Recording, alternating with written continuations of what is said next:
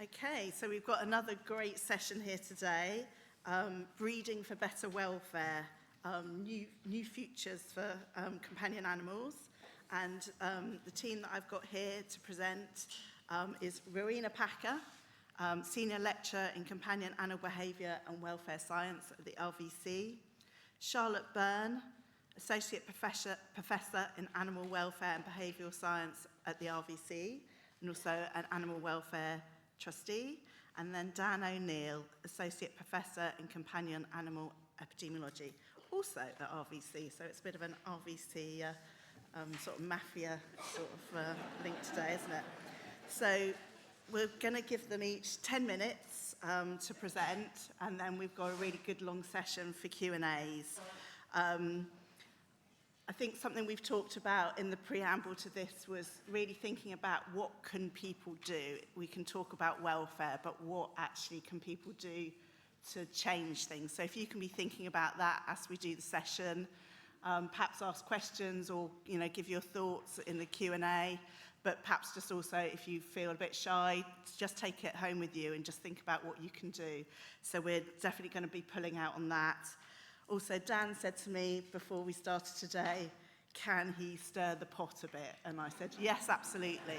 So again, if you've got challenging questions, let's ask them, let's talk about that. So that's all good.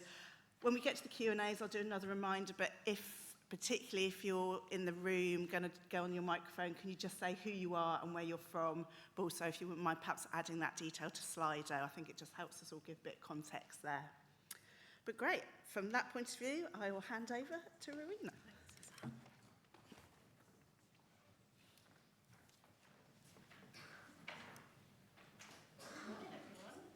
Having me today. Today I'm going to talk about a topic that I've been working on for 16 long years now, and probably you can even tell from my tone I'm bathed in cynicism on this topic.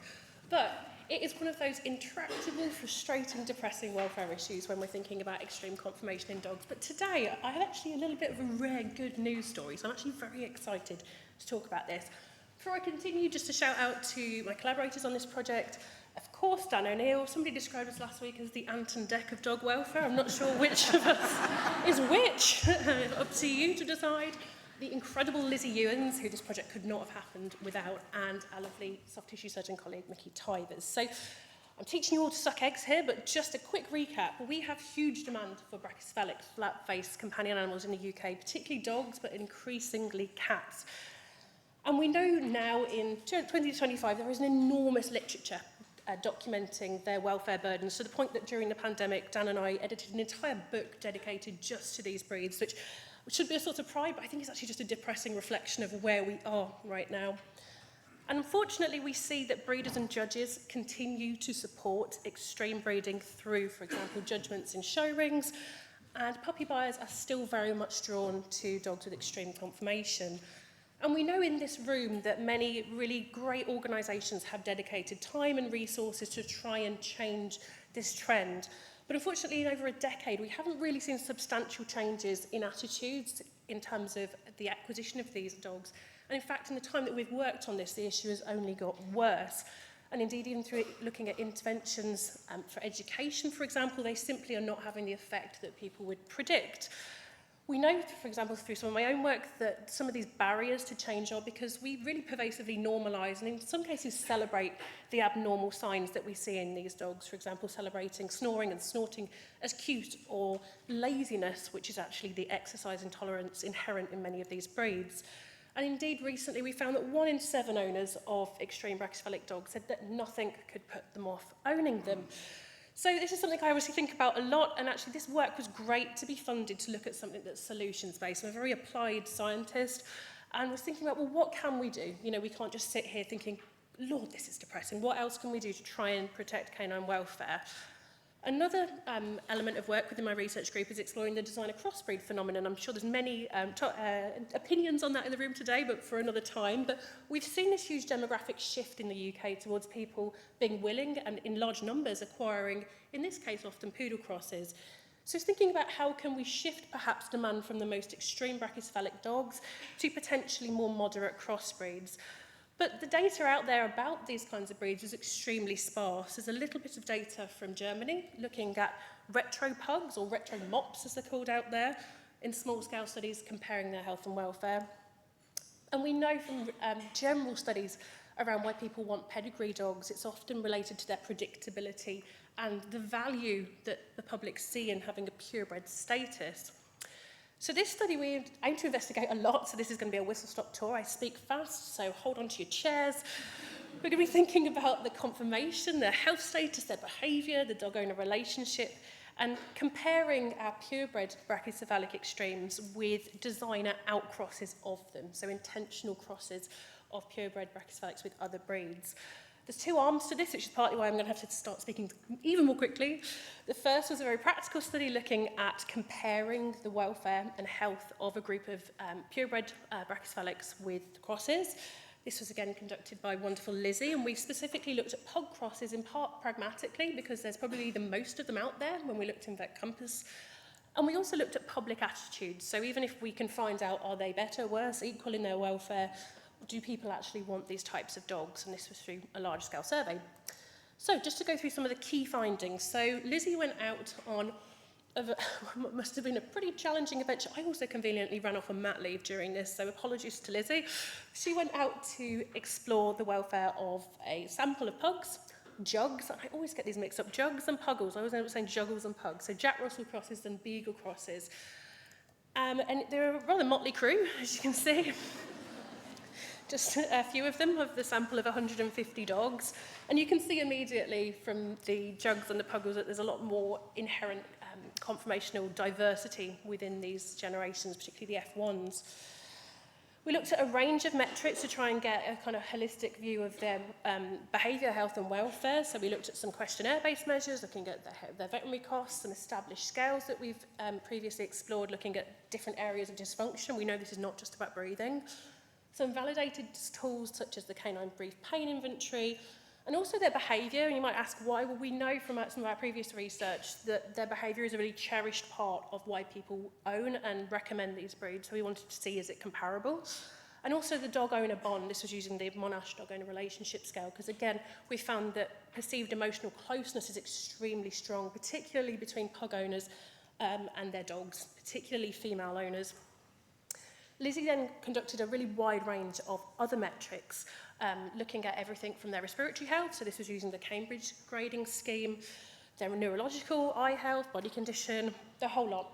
So we really tried to broaden the net here so we could try and capture if there were any differences. So just as headlines, we found that the median veterinary costs were substantially, significantly higher in pugs compared to jugs and puggles, who were comparative.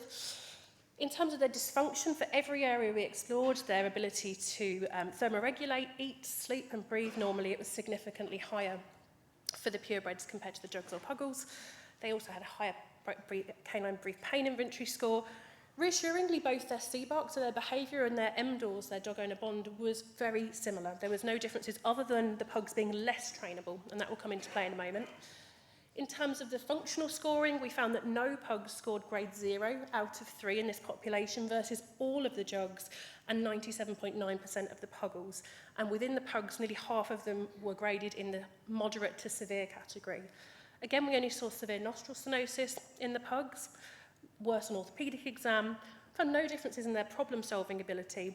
The only area of challenge particularly was that puggles were most likely to be overweight. And again, when we think of pugs and beagles potentially having some genetic predisposition to obesity. So this is not to say this is the ideal cross. This is going out there to see judiciously what would be a good cross. We also wanted to see what the public feel about dogs of different conformational types. We clearly know that there is an attraction to extreme brachycephalics, but is there the ability to shift towards a more moderate body shape? So we presented some AI imagery from one of our wonderful RBC undergraduates, Sayaka, where we mocked up versions of a more and a less extreme version and a typical version of pugs, French bulldogs, and English bulldogs, and got lots of respondents to think about how happy did that make them feel, how ethically did they think that dog was bred, how much did they want to own them, how attractive were they, how healthy were they, so quite a broad range of perceptions.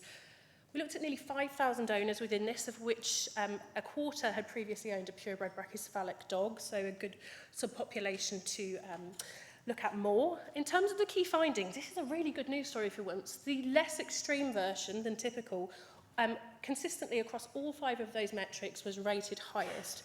And in order, the typical dog came second and the super extreme came third.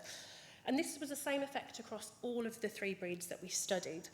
We found that the owners of brachycephalics within this subsample were more likely to respond positively across all of the imagery that we presented, but they did still prefer the less extreme dog. There were some challenges in terms of the less extreme dog was less likely to be considered purebred, and we'll talk about in a moment that could be a little bit of a challenge for some people, then turning that into the behaviour of actually acquiring them. We also looked at lots of qualitative data within this, so lots of free text analysis to look at what were the barriers potentially to people acquiring a crossbreed in terms of a brachycephalic cross specifically, or just general reservations or motivators to acquiring a crossbreed. And some of them were very positive, so we found that people were motivated to acquire them because they thought they might have increased health, they might have a reduced risk of disorders, both conformational and not, and increase their genetic diversity. But we also found that there was still a desire for many people to acquire a purebred dog or a very specific breed. And there was also some concerns over the ethics of crossbreeding, and I think this is a real call to us needing to educate the public far better about selective breeding and how these dogs came about. So ruining the preservation of purebred dogs that have been around for years, maybe 150. I don't like crossbreeding. Human interference is never good. Other barriers included perceived negative changes to their appearance or their temperament. So, for example, the temperament could change undesirably, less cuddly, more yappy, harder to train, more prey drive. We've just shown that the pugs are actually harder to train than their crosses, and that the dogs no longer look as attractive as if they were purebred. So this person clearly would not have been with the general trend of the study that I've just presented. So to finish up, so I don't get in trouble from Suzanne, evidence here. So we have a really strong evidence base that there is substantially better health and welfare in our crossbreds than our purebred brachycephalics. And positively, there appears to be a strong appetite for brachycephalics with less extreme appearance. Our challenges are that they are extremely rare out there right now. I was amazed that Lizzie managed to get 150 in a very short amount of time. And many organisations, including probably some in this room, still promote within breed health testing approach to improving breed health. So thinking about let's find the best of a bad bunch, to be a little bit controversial. We need an increased supply of healthy, moderate, outcrossed or crossbred dogs to meet any future demand if there is actually the potential for those owners who were in our survey to make that switch from an extreme purebred to a moderate crossbred. So thinking of actions, there is something that everybody could do here, and we're going to talk about that after this session, thinking about what could everybody in this room do to improve welfare associated with extreme conformation. But kennel clubs in general need to think about registering and promoting crossbreeds, initiating crossbreeding programs, as we see in other kennel clubs internationally. I've just come back from a conference in Milan where we had the Swedish Kennel Club openly, positively talking about outcrossing programs, the same for the Finnish Kennel Club. And in terms of welfare and veterinary organisations, we need to publicly support outcrossing and crossbred brachycephalic dogs. But a big caveat there is we need a lot more public education on selective breeding. So sorry for going over. Thank you for having me, and I'll take any questions after.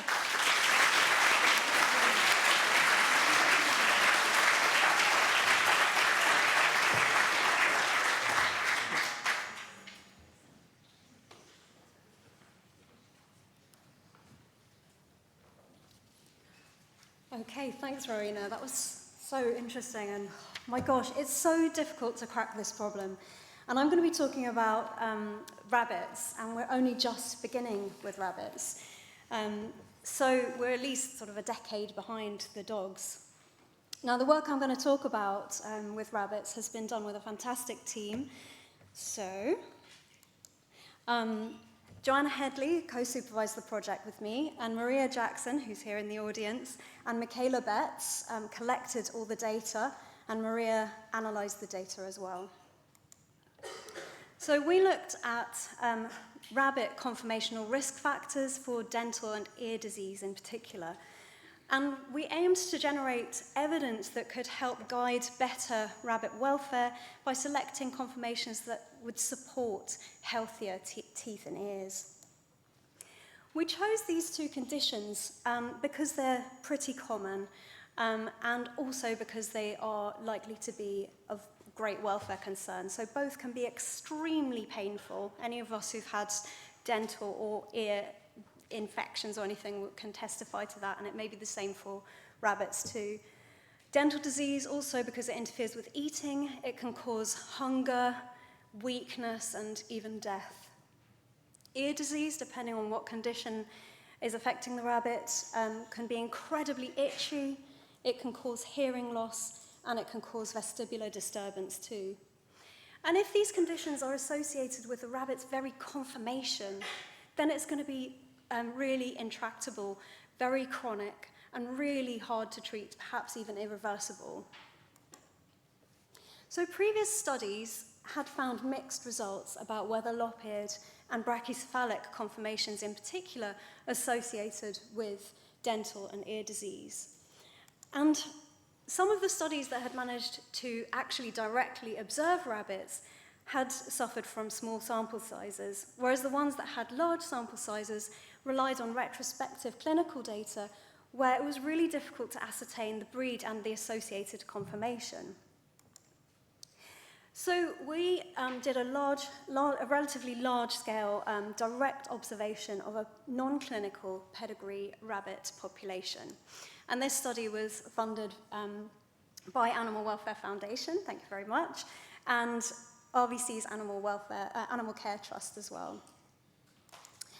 So we conducted field research using otoscopic examination of pedigree rabbits at British Rabbit Council shows and studs. And over the course of 4 to 5 months, Maria and Michaela collected direct observational data on 435 rabbits, representing 49 distinct breeds. And because this study was designed for the purposes to meet the aim, the data collection could be really highly systematic. So we were able to use really defined scales to quantify the particular conformations.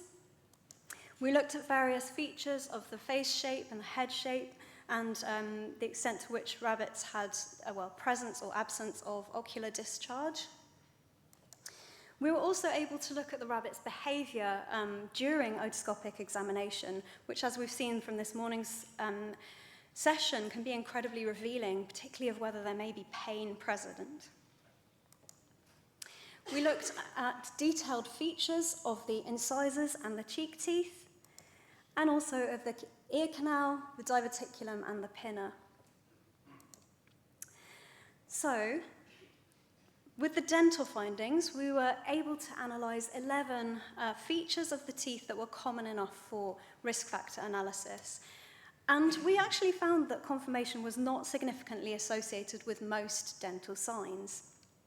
There were a few exceptions.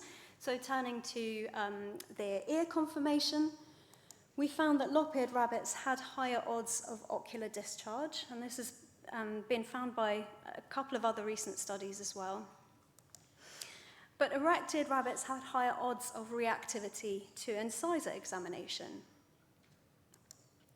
Regarding head shape, we found, surprisingly perhaps, that brachycephalic rabbits had no significantly increased odds of any of the 11 dental signs that we were able to analyze.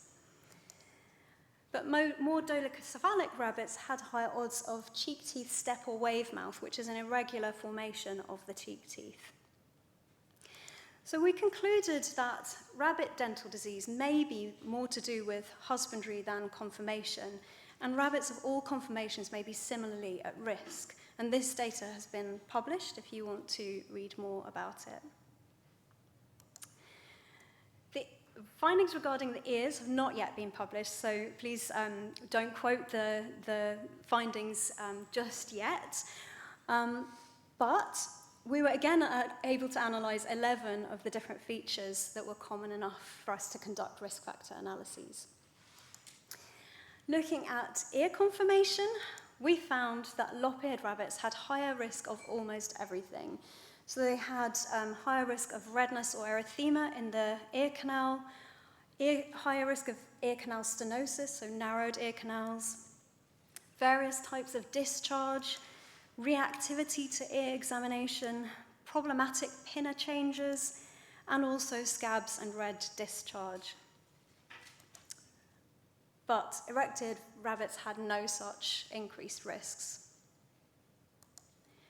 With head shape, we did find that more brachycephalic rabbits had higher risk of ear canal stenosis, and that was the only finding with brachycephaly. But more dolichocephalic rabbits had higher odds of diverticulum scabs, which can indicate scratching of the ears. So the most robust conclusion here is that lop-eared rabbits are predisposed to ear disease. Now, we wanted to look at this a little further, so we wanted to examine what the welfare implications of the ear abnormalities we were looking at were.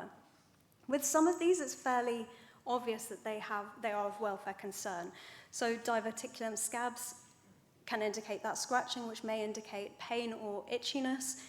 And ear canal erythema and scabs or red discharge can be associated with their key signs for otitis externa. So these ones, we know we need to be concerned about rabbits who have this, but they were relatively rare. In contrast, ear canal stenosis was pretty common, and so was discharge, and so was behavioral reactivity to ear exam.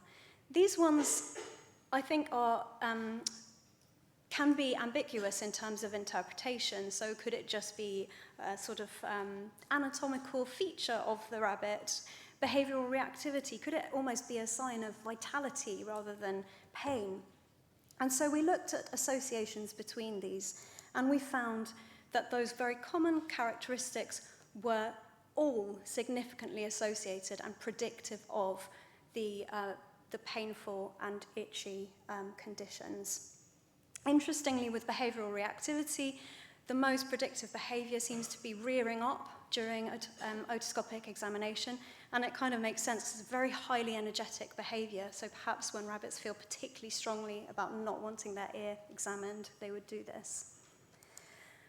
So in conclusion, maybe unlike dogs, conformation may play less of a role in dental disease in rabbits. So breeding for better dental health, we might have little to gain by focusing on one particular conformation. But lop-eared rabbits are predisposed to ear abnormalities, and these are of great welfare concern. So we really need strategies to combat these urgently, and we're all involved. So stakeholders can include all of us. So as Suzanne said, we should all be thinking about what we can do to try and help stop this pain for rabbits. I wanted to highlight a couple of differences almost between the rabbit world and the dog world, because there are some particular challenges. One is that dental disease and ear disease in rabbits are very hidden. Rabbits are very stoical, and they don't quite as easily as most dogs let you look in their mouths or ears. And so veterinary examination is really crucial, but owners often just don't know that their rabbit needs this. Treatment of chronic dental and ear disease is really difficult, especially as rabbits are classed as exotic, so there are relatively few specialists and relatively little evidence around. If rabbits breed, this often quite famously starts rather young, and it can be often before any of the diseases have manifested, so we don't yet know necessarily whether we're breeding for a rabbit with healthy ears or not, or healthy teeth or not. And also, rabbits are cheap to buy. They're cheap to buy. People don't necessarily think about it in much detail, and then they can put their rabbit in some hutch, maybe at the end of the garden. The rabbit is usually silent, and it's very easy to forget about, overlook, neglect. When it turns to us, let's not forget about rabbits. Thank you very much to the funders and all the people who collaborated and the rabbits themselves, and thank you guys for listening.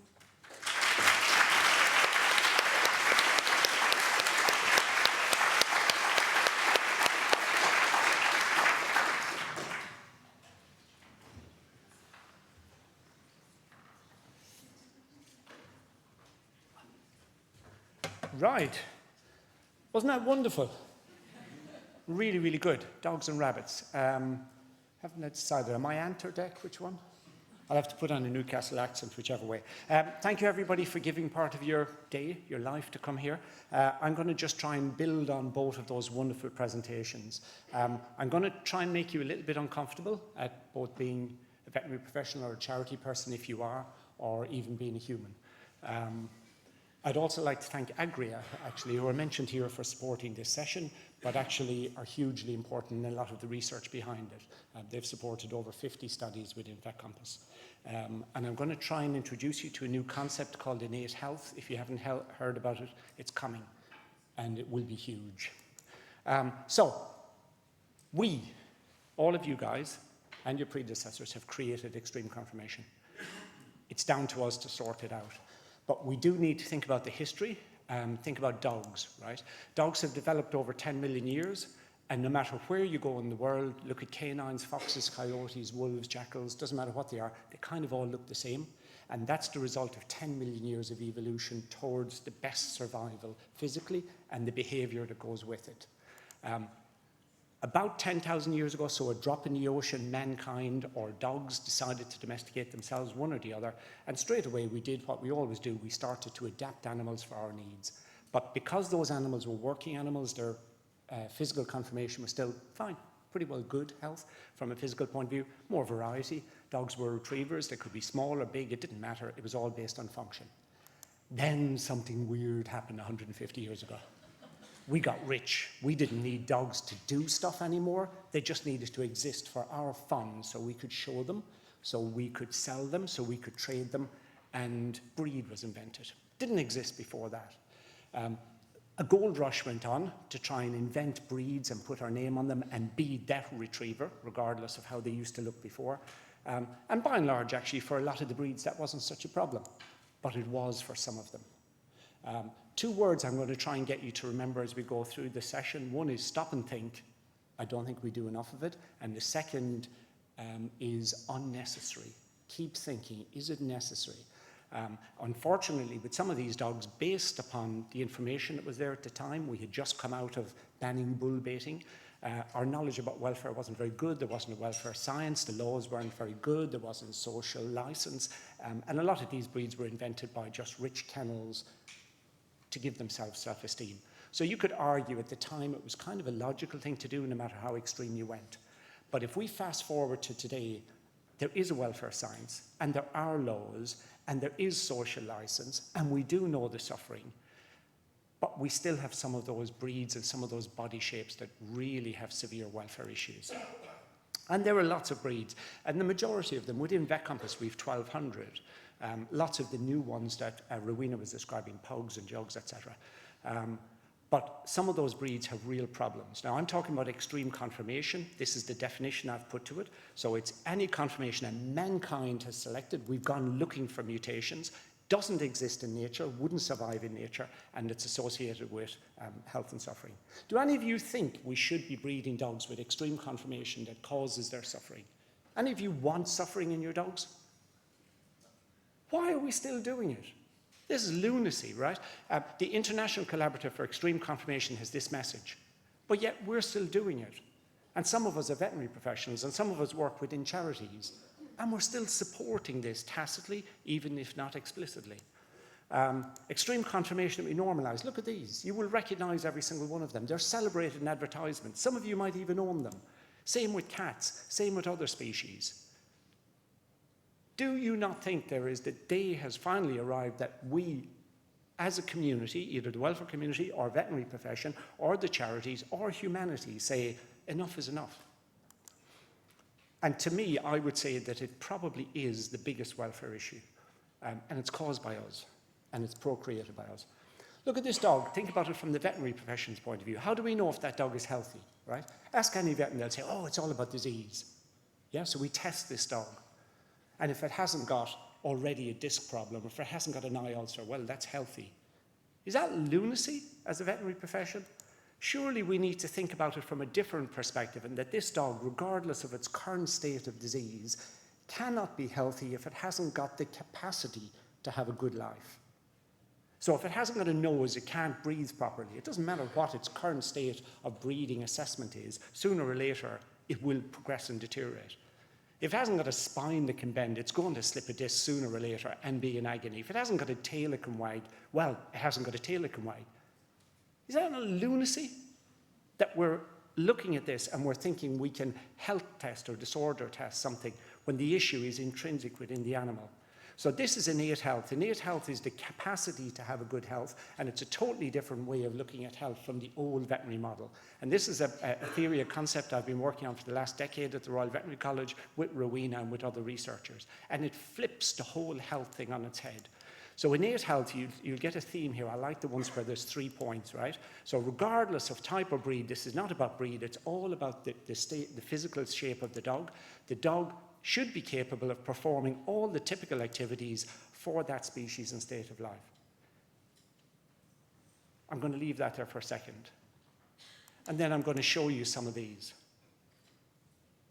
And as humanity, we accept dogs that can't breathe freely. And we say we can health test them and say which animals that can't breathe freely are healthy. And you kind of think, really? Is the veterinary profession signed up to that? I would hope not the one that I'm part of. But yet we do seem to be. So, part of this is social license, part of it is morality, part of it is ethics, part of it is science. But there's a big part now that we have to look at, and that's law. Humanity isn't changing very fast. So we do need to start thinking about the law. And if we look at the 2006 Animal Welfare Act, there is a bit in there that says if you, and I'll read it here, if any action or failure to act causes an animal to experience severe suffering. Well, the mere fact that we go out and acquire an animal with an extreme conformation means we know by definition that animal is going to have suffering. So certainly if we're veterinary surgeons, veterinary nurses in the veterinary community and charities, we really do need to think about the animals that we acquire ourselves, rather than just looking at other people and pointing the finger. We also have to think about animals that we own, and the second part, section 9, which says that we should be taking steps such as are reasonable to ensure the welfare needs. Well, anyone who has an animal with an extreme conformation will need to be aware that they have to provide a higher standard of care. Churchill Insurance, who use a bulldog in their advertisement, charge double, more than double the price to insure a bulldog than a Labrador. Right, what's the madness that goes on here? And yet we all continue with this, and we accept it. It just drives me bananas. There's a new law, 2018. Now, I say new because it came out 5-6 years ago. There hasn't been a single prosecution under it, and it is completely ignored. And that law says that no dog shall be kept, again, you're going to see the 3 points, if it can reasonably be expected on the basis of its genotype, so genetics, phenotype, its body, shape, or state of health, its current state of health, that it can have detrimental effects on its health and welfare or of its offspring. As veterinary professionals, nurses, vets, we have an obligation. We've signed an oath. So none of us obviously should be breeding animals with extreme conformations. Nor should we be promoting or supporting them. And the same would really go for anyone in any welfare community. And we're now trying to use that law. It's been ignored for 5 or 6 years, and actually try to put some criteria in there. So we're doing some work with APGO based on innate health. And these are some of the features that we're trying to use as barometers to say what is and is not acceptable from a legal point of view for breeding. So Merle,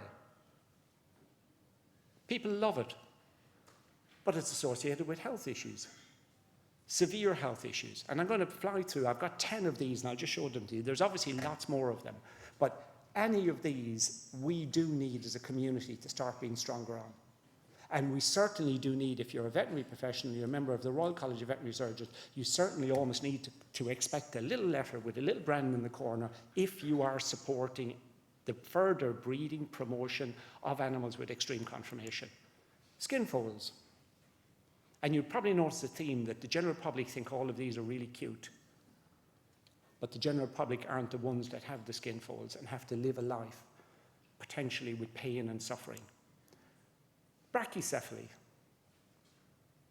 Be nice to have a nose, wouldn't it, if you're a dog? 10 million years of evolution, but no, mankind knows we don't need a nose. Entropian, ectropian. If the Labrador had those eyes that are on the other side of the screen, what would we be doing to that dog? Major surgery, maybe euthanasia. But we might give the other one a Crufts Award. Eyeballs bulging out of their sockets are actually more likely the sockets being so shallow because of skull changes. jaws that are all out of line, so your teeth are out of line, so you struggle to eat. So you actually need a special type of diet for your type of dog because you can't eat normal dog food. Absence of tails. So you haven't got a tail that can wag. So you've got huge issues from a communication welfare point of view. Certain of the breeds with these genetics, it's a lethal gene. For quite a lot of them, 1 in 4 of the puppies die in utero. Twisted legs. Actively breeding animals with twisted legs, and we stand by and we think that's okay. Various forms of chondrodystrophy, chondrodysplasia, dwarfism. Danica Banish now would say that every dachshund suffers for the whole of its life with back pain. But we only medicalise it when the disc goes because that's what we do as vets. Because we're interested in disease, not so much the suffering that goes on long before we get the clinical disease. And spines that can bend. So these dogs with fixed spines, a lot of the pugs, a lot of the French bulldog, a lot of the bulldog, can never turn around and lick their backside. So they spend their lives with chronic itch, pain, suffering, made worse by the little screw tails that get infected to add to the problems. So I said I was going to take you outside your comfort zone. I do believe this forum is about rattling the cage a little bit. I told you, Suzanne, we were going to do that. So I'm hoping we will have a lively discussion. I would love if the welfare community, all of you, could come to some sort of consensus that enough is enough. And anything that we can say that's unnecessary from a welfare point of view, an ethical point of view, a moral point of view, a social point of view, a financial point of view, even Rowena showed, now is legally unnecessary. And that means that we do need to start thinking about the knock on the door, because nothing else seemed to have worked for humanity. Stop and think. There is a message there, and I don't think that we're stopping and thinking. We are just sheep following along after 100 years of suffering. Thank you very much.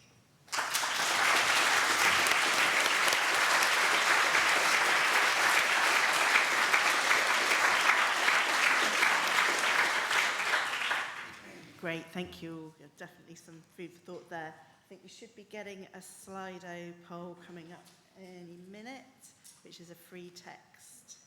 So what can veterinary professionals do to help ensure that companion animals are bred for better welfare? Just give you a minute there to fill that in. And then also questions on Slido and in the room.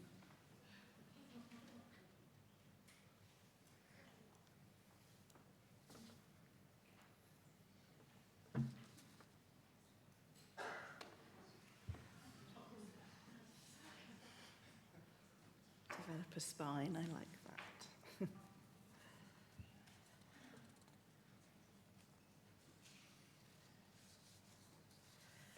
Any comments there, folks, on what you're seeing coming on the screen?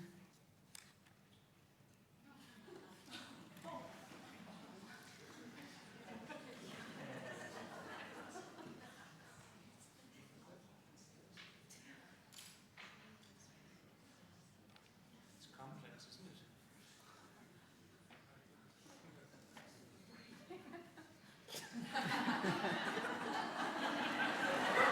Do we really want that? I think there's a couple of people at the side at the back. Do come down and sit in. Okay, I think we're getting a good sense of things there, but let's, I'm aware of time. So let's perhaps look at some questions that people are coming through. I mean, I'll ask one whilst we start. Do you think, I noticed there was things about neutering, and do you think that's good enough, or do you think it's got so bad that maybe euthanasia is an option? Is it the sort of thing we should be considering? For extreme confirmation. Yeah. Shall I go first? Yeah. So to my view, it is complex, right? So within the UK, we have a thing called the Brachycephalic Working Group that looks at one aspect, which is brachycephaly, which is only one aspect. But even that's complex enough for that group. There's 3 steps to the plan. Number 1 is that we rapidly reduce the demand and the acquisition of animals with extreme conformation. So the first thing is stop and think before you get one. And ideally then you, as we have here, a consensus, you just don't acquire a dog or a cat or a rabbit with extreme conformation. Number two is looking after the animals that do exist. As veterinary surgeons, veterinary nurses, we all have an obligation to do that as best we can.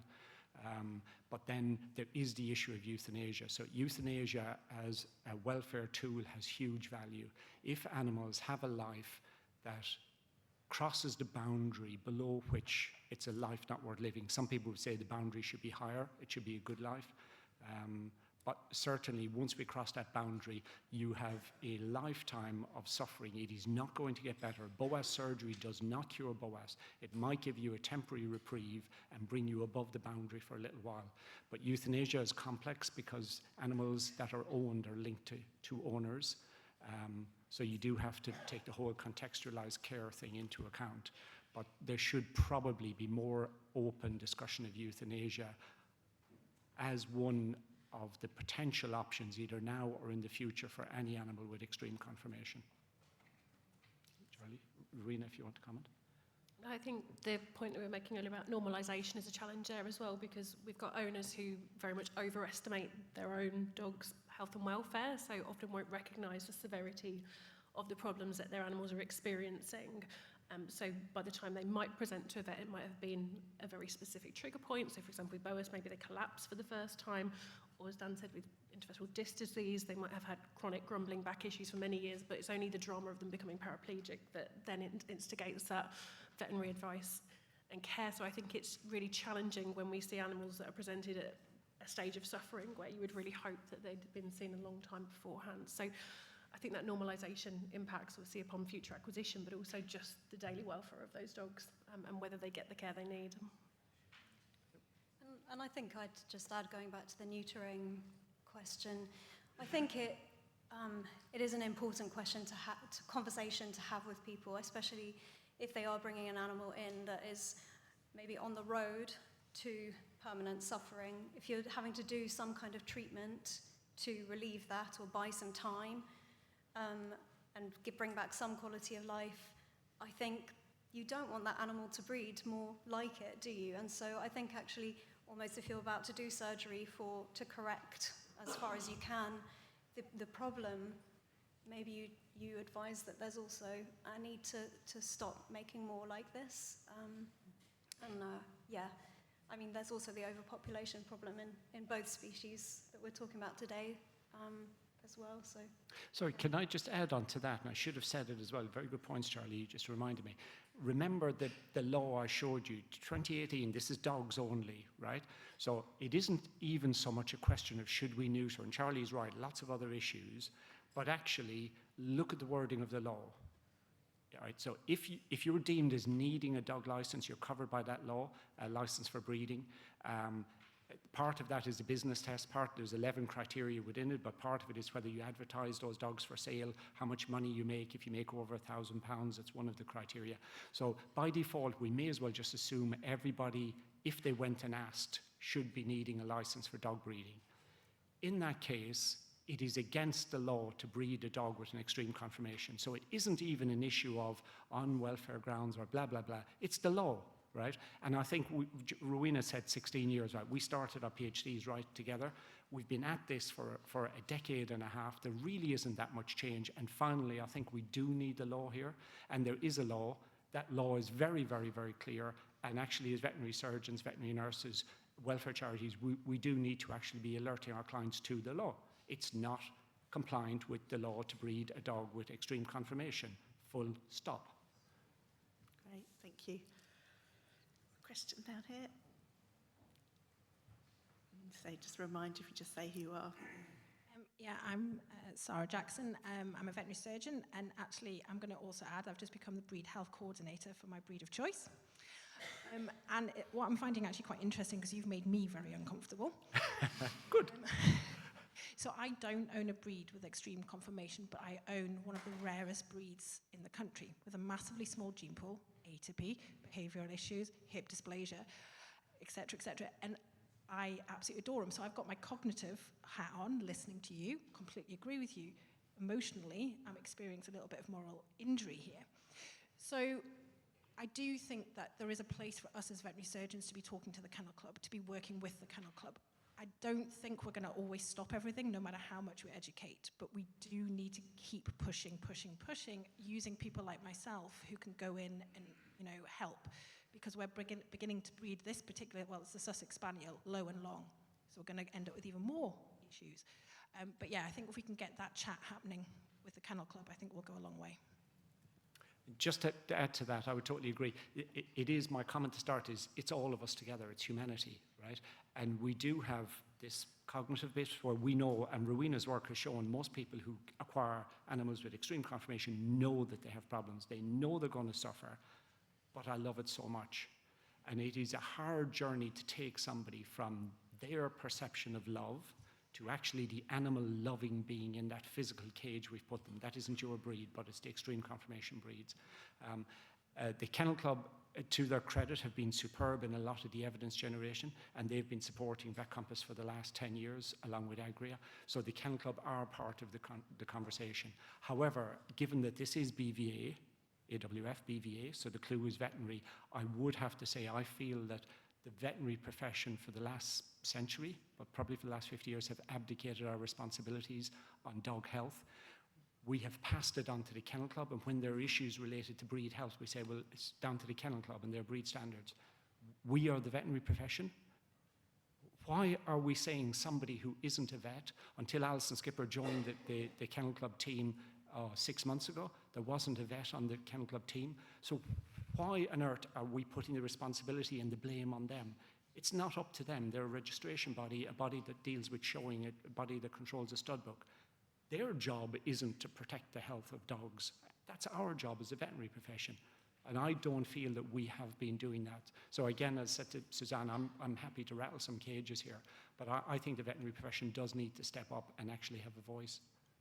I think we certainly saw that. We published a paper in Vet Record last year about why, well, I guess the motivations and the barriers of veterinary professionals engaging in conversations around brachycephalic health, including pre-purchase consults.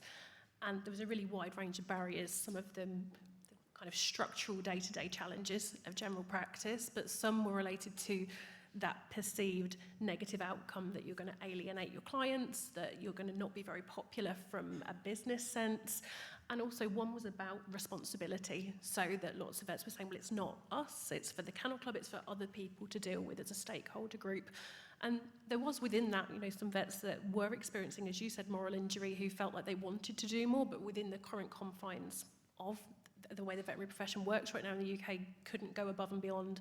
And I think part of that really called for a more consensus-based approach from veterinary professionals, because again, if you are a particularly passionate advocate on an issue like this, you might feel like you are going to stick out like a sore thumb if everybody else is complicit, if that is the kind of status quo of how things have become. And that particularly when, you know, working in a vet school, working with new graduates, you know, there's lots of them that go out there who really want to be these kind of welfare warriors. They want to make a difference, but quite quickly feel like they've been trampled down, that they need to assimilate and just suck it up, that this is going to be their job now. So I think from, you know, veterinary leadership point of view, lots of the organisations represented here could do more in terms of promoting the welfare of the dogs, but also protecting their own, you know, thinking about future generations of vets. They don't want to be mechanics who are just fixing the head to tail of these dogs, and indeed cats going forward, that it's more of a One Health issue when we're thinking of, from a mental health welfare point of view. So I think it's avoiding the finger-pointing tactics of old and everybody seeing what they can do within their silo. Great, thank you. Suzanne, we've got a question. Okay, take that one and then we'll come to a Slido one. Hello, Jenny Stavisky, Vet Partners. Just to continue what the points that Dan and Arena are making then, for a very long time we've been told, let's make incremental change. We need to preserve our relationships with our clients and preserve the welfare of the dogs that are presented to us. We need to be inside the tent with the Kennel Club, directing the flow outwards and influencing them. Is it time to recognise that's not working? And as a veterinary profession, the welfare of animals is our responsibility and nobody else's. And actually come out and say, well, this is what we believe, whether you believe it or not, and we need to change more rapidly than you seem to be willing to make. It's a very good point, Jenny, as well. You're saying about incremental change turning into some sort of revolution. It's still incremental. It is so slow. That law came out 6-7 years ago. Nobody's done a jot about it. So no matter how hard we push, it's still going to be incremental because it is so slow to change a juggernaut. And there is a century of culture here. But the veterinary profession does need to take ownership, and part of this is working. We need to empower the general public. It isn't about us saying what's right and that the general public is wrong. The general public are totally correct. They're following their emotions. It's misguided, so we just need to help to realign that. And that means all of us in our own choices, the pictures we have on our websites, the animals that we hold up while we're grinning inanely with this severely, extremely compromised animal, be it a brachycephalic or whatever, on our staff pictures, on our social media, any other promotional stuff. The dogs we own, so when we're walking around the park with our extreme conformation animal, there is a tacit message to everyone who is our client who sees us that that's okay. And I think we've decided earlier it's not okay. It really isn't okay. So it will still be incremental, Jenny. But all we do need to be is a little bit more united and a little bit more direct. But ultimately, it comes down to the public. And I have to say, when you talk to the people at the Kennel Club, every single one of them get this. Another kind of misconception is the Kennel Club is, or whatever. There is no Kennel Club. It's just an organisation. It's got a whole culture and ethos behind it, but the individuals working there all get it and all know that we need to change. And they're fighting just as hard within the Kennel Club to make change as we are from outside. But here I would say stop looking at the Kennel Club and abdicating. Look at our own professions, the welfare charities and the veterinary professions are here. And we're trying to do some stuff inside the profession as well. Rowena just said it, about our own veterinary surgeons leaving this profession. Lots of them email me and they tell me they're leaving because they can't put up with another 5 or 10 or 15 years of a constant stream of damaged animals coming through. So I don't think it'll be revolutionary. It'll still be incremental, Jenny. I think speed of change is one of the kind of sticking points quite often, as Dan's just said. Often we're all on the same page, we want better welfare, but I always come back to, well, if we're being really incremental, who's suffering as a result of that? How many generations of dogs are we willing to sacrifice their welfare? And I think that's why it's quite funny going down memory lane. Charlie was my PhD supervisor, Rachel was my PhD examiner back in 2013, so 12 years ago when I had my PhD viva. We had lots of discussions around this, thinking about extreme conformation. And my approach back then, if I look back at my thesis, I'm like, oh God.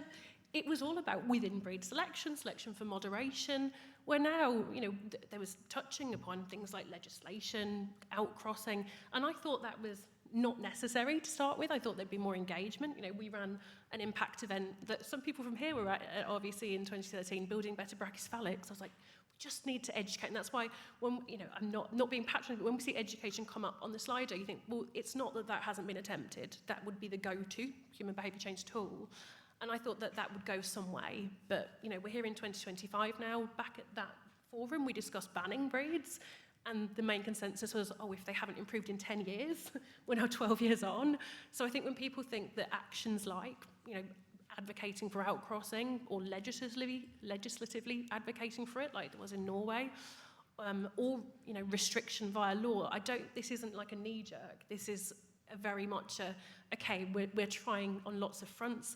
When we talk about this internationally, lots of countries in Europe, some are ahead, some are behind.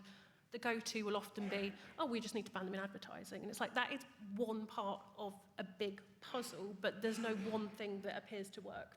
So, yeah, I think it is that how quickly do we want change? Outcrossing, we can potentially eradicate some of these issues in one generation, which is why it feels so frustrating that has such barriers to it.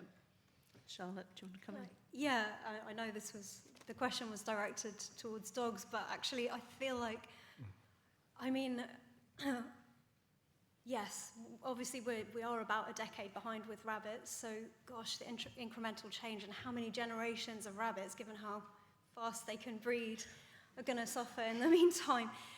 But another thing, given this is BVA's charity, AWF's, we really need to get rabbits through the veterinary door much more, and I think many vets will refuse to see rabbits, whereas actually these these conversations can be happening at fairly basic level. Look at rabbits' teeth, look at rabbits' ears, and have those conversations with owners, encourage them in, and actually the rabbit, it may get them thinking about that rabbit at the bottom of their garden just a bit more.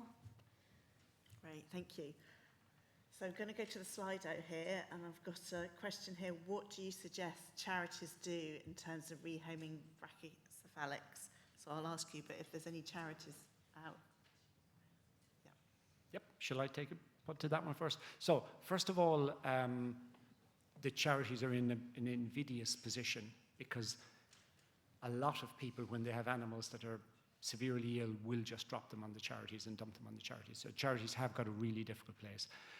Probably we should be moving to no charity rehoming animals with any extreme confirmation as though they're healthy. They should be upfront and saying these animals are innately unwell. This animal hasn't got a nose, it hasn't got a tail, it's got skin folds, it's got bulging eyes, it can't blink, it can't breathe, whatever. But moving away from LOL Tuesday or Laugh Out Loud Tuesday or whatever, all these advertisements just to try and rehome and that trivialises the issue, I think is no longer acceptable from charities. So we should probably be rehoming, if you're going to rehome and you think they're above the borderline for having a life that's capable of being okay. Euthanasia, I think, probably has to become more and more and more of a discussion point. A lot of animals, as said earlier, aren't euthanized because of the owner and the owner's sensitivities and sensibilities. When you get into charity, it's all about the dog. So now the decision can be made on the dog's perspective. And the charities can then use their rehoming advice actually as a wider message to say that this is a salvage rehoming. This animal can never be made to be fully innately healthy, but we think it's okay. So I think that charities have a difficult place, but certainly that can change and move. And I think a lot of the charities are changing and moving. Some of them have quite high euthanasia rates so for severe extreme confirmation. So that means that there is an awareness of these issues. Thank you. Ruin? Can we get a mic to Maggie? I think you want to respond to that particular point. Yeah.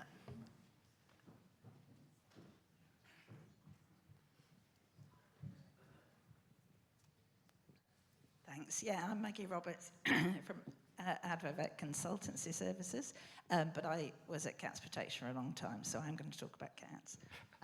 But it's the general principle, I think.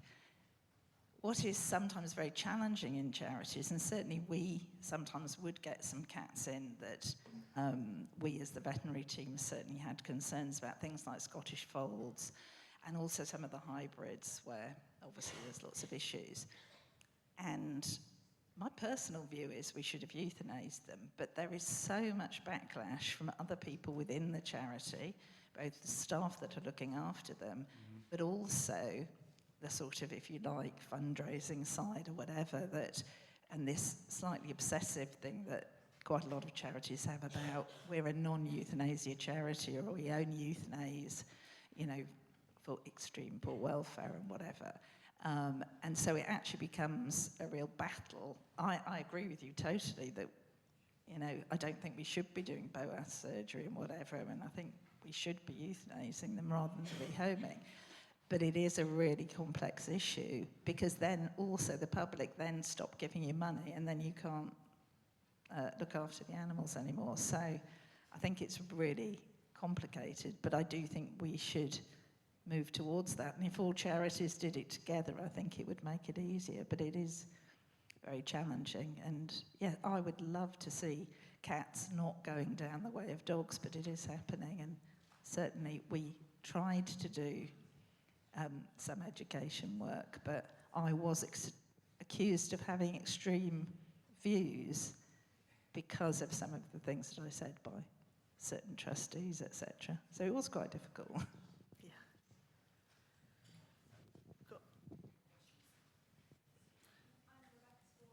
Companion animal London-based vet. I think we have a responsibility towards the animals that are in front of us, and we're only able to educate the clients that come into our buildings or look at our social media. So maintaining the relationship with the clients and their friends so that we can educate them clearly is imperative.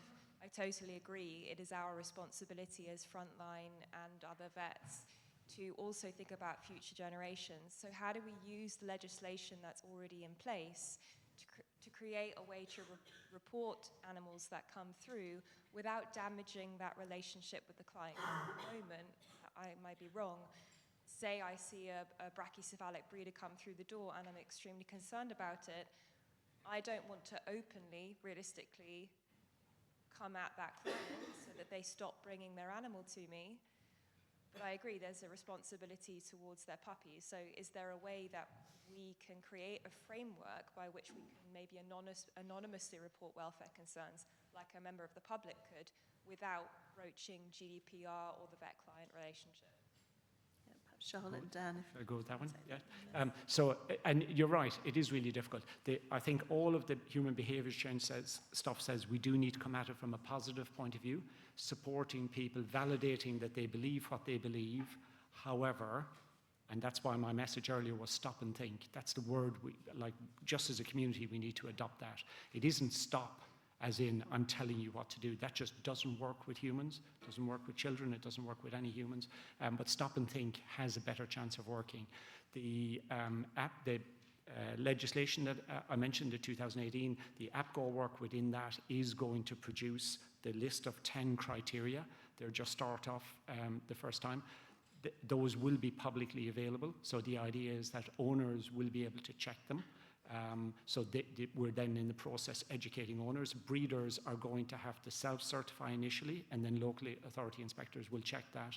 So again, the whole thing is built around stop and think, trying to get the breeders, trying to get the public on side. And as a veterinary surgeon, in your breeder's corner, you are going to help them by saying, stop and think. Are you aware that there is legislation?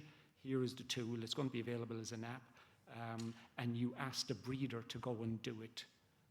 You cannot open people's skulls and pour information in. You need to get them to generate the thought processes and the belief systems themselves. But you have to do it positioned in their corner as far as they're concerned. And that applies to everything that we try to do that tries to have effect at a human level, an emotional level. It was the same as a lady said here. All the breeders know these health issues. They're fully aware of them. They're health testing, whatever that means. So they're fully aware of it, but they're still doing what they're doing, often for an emotional reason. Rowena or Charlie? Anything? No? Happy with that? Couldn't put it better myself. I think we've got, sorry, down the front, and then Dave. Hi, I'm Hazel Benthall. I've been in companion animal practice for a long time, and this is now the topic of my master's dissertation I'm working on, so it's very topical. I'd particularly like to come to the role of the veterinary surgeon with elective caesarean, because in my view, the veterinary profession are the enablers of the business of producing extreme brachycephalic dogs. They could not be bred so extreme without elective caesarean.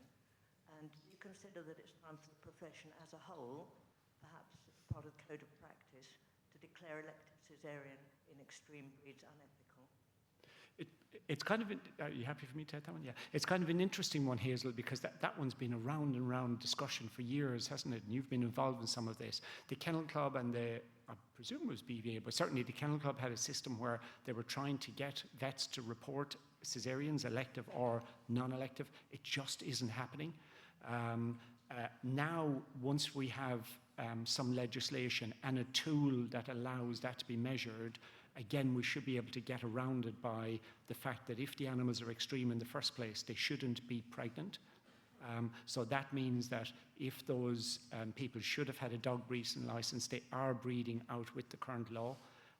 And that may be enough to encourage compliance with the law, let's say. So in other words, opting for neutering. Is really difficult to have vets as the police. The lady before you asked the same question. I don't think we are police. I don't think we have the powers to actually act as the police, but we certainly can act as advocates, obviously for the animals, but also for the breeders, the producers. And the other comment is that we talk about breeders, like this lady here I don't know if you're breeding, but we have this illusion of the breeder and what they are. But the vast majority of dogs are produced. They're just a commodity. Lots of them are produced in Eastern Europe or Southern Ireland or in farms in Wales.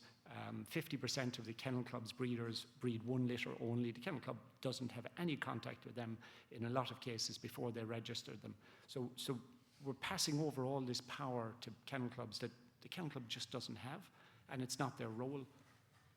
So should vets stop doing elective cesareans? The animals are pregnant already. They're probably not going to get those puppies out without us. So I think we're kind of stuck doing the cesarean, but we can then mention legislation to try and get some action that hopefully means there isn't going to be another one.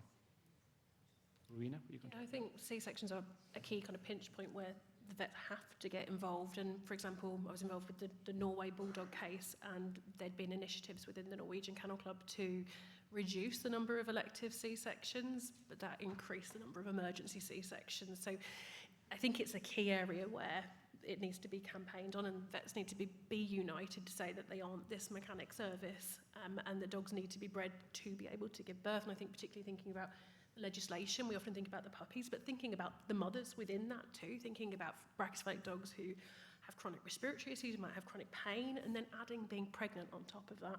And I say that given I wasn't here last year because I was having a C-section.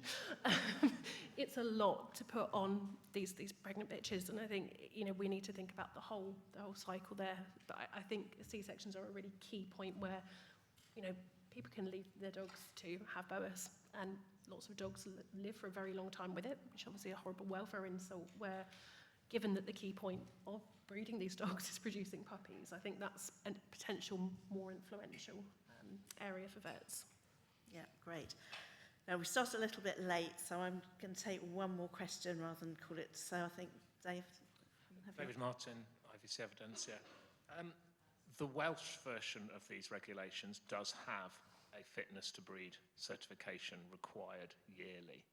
Would the panel like to see that being put into the English regulations, or do you worry that that may force breeders into the unlicensed trade, which we all know is a significant problem? And really stirring the pot, should the profession move to mandatory reporting?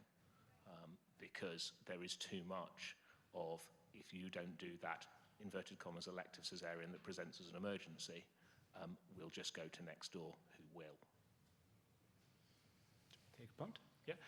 Mandatory reporting, I think, probably isn't for us to decide here on this panel. That would be for CVS, or maybe BVA would weigh in. To date, anything like that where there's mandatory reporting hasn't really been terribly successful. There are just so many ways to avoid reporting things. And there are so many other issues. So in an ideal world, yes. In a real world, I wonder, would it succeed? Your other one was about health, a certificate of health, right? The issue with that, so BVA, I think it was like 4 or 5 years ago, had put out a certificate of health. It was online. I don't think anyone ever really used it. It would have been almost impossible to sign because it depends on, like, if you're the old-fashioned, which I will now say is the outdated veterinary model of health, where an animal that doesn't have a current active disease is healthy. That's one model. The other model is to say, well, every animal that hasn't got a nose cannot be healthy.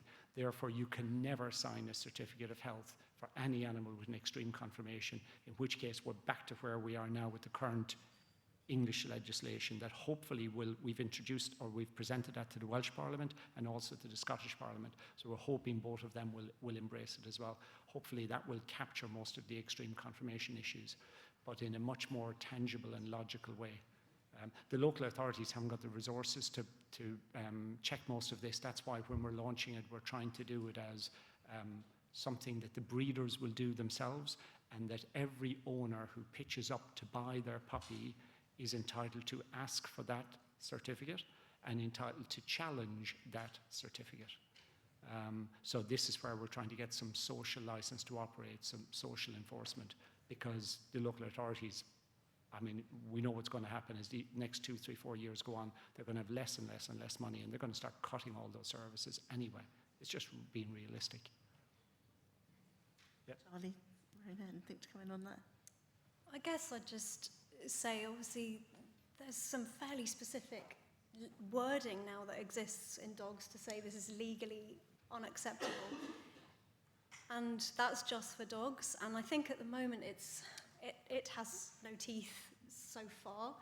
But I think it is, the conversations we've just been having now do sort of show how it can be a useful tool in conversations where, you know, there's a clear message. This is against the law. So that really, I think, is very powerful. And people may think, oh, well, I can get away with it, but the signal has been sent. I really wish that it could be applicable to more species, because it's not okay to do it to any animal, right? And so I think it is implicit in the Animal Welfare Act, and maybe we should be highlighting that with other species as well. And but yeah, it's frustrating that even the very specific wording is so far not yet showing much effect. Hopefully it will. Great, okay, well, that's the end of that session. Thanks so much for contributing. I hope you do feel like you've something to think about, perhaps a bit challenging. So if I could first of all thank the sponsors, so that's Agria Pet Insurance, and also thanks to our speakers. It's been great.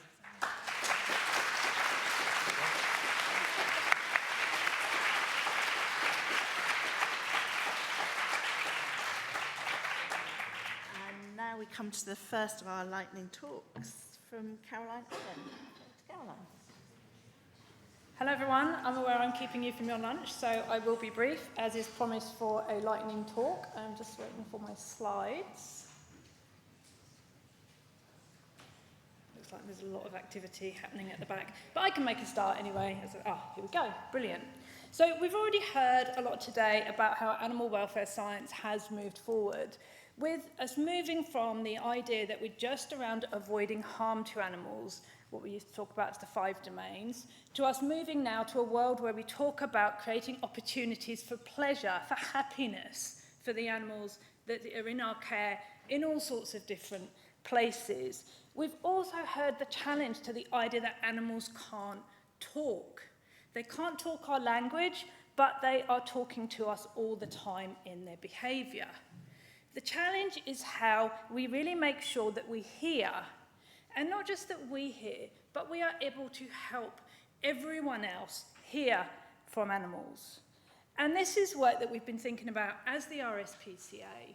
I predominantly work within our operations, and we've been really challenging ourselves to think about what does it mean to rescue an animal.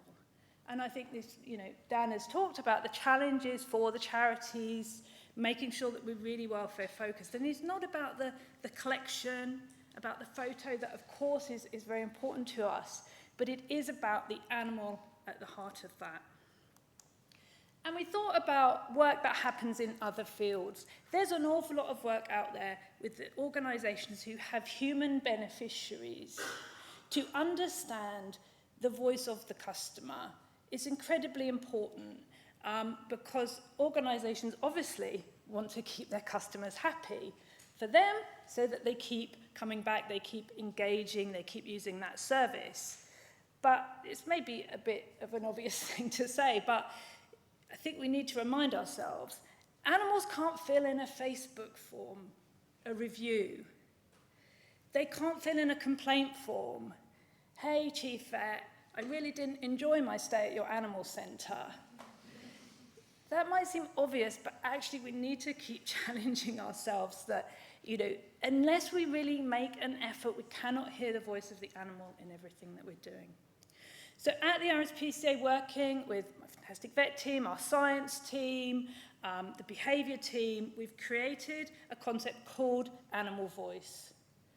And the idea behind that is that we are using the 5 domains model, and we've created tools based on that to try and consistently ask, if the animal could talk to us, or they are talking to us, what is it that we're actually hearing?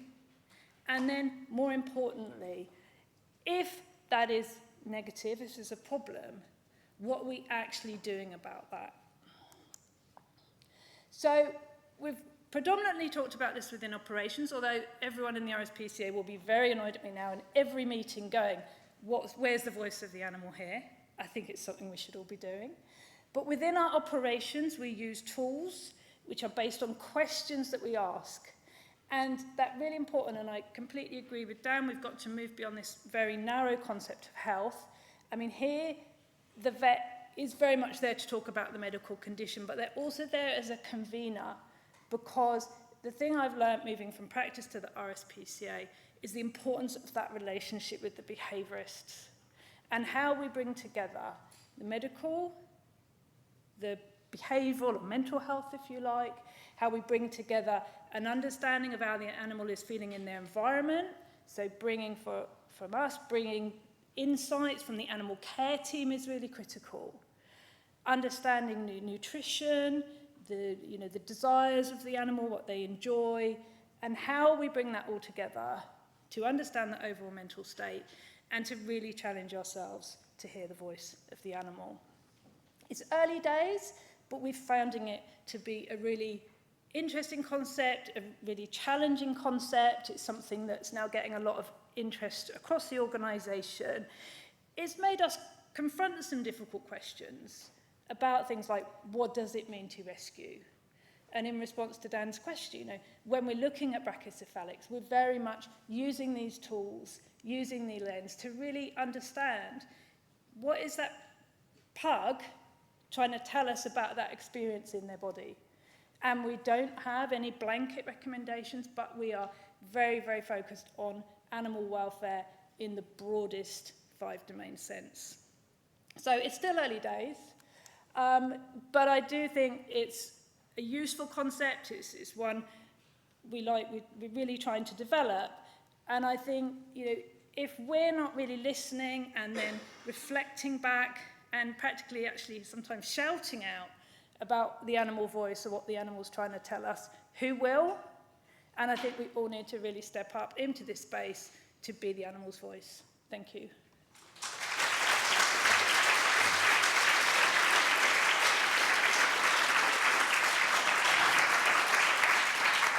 So thanks, Caroline. We have got time for perhaps 1 or 2 questions. Anybody got any questions for Caroline? They all want their lunch, but I'll be around, so happy to take questions. So, absolutely.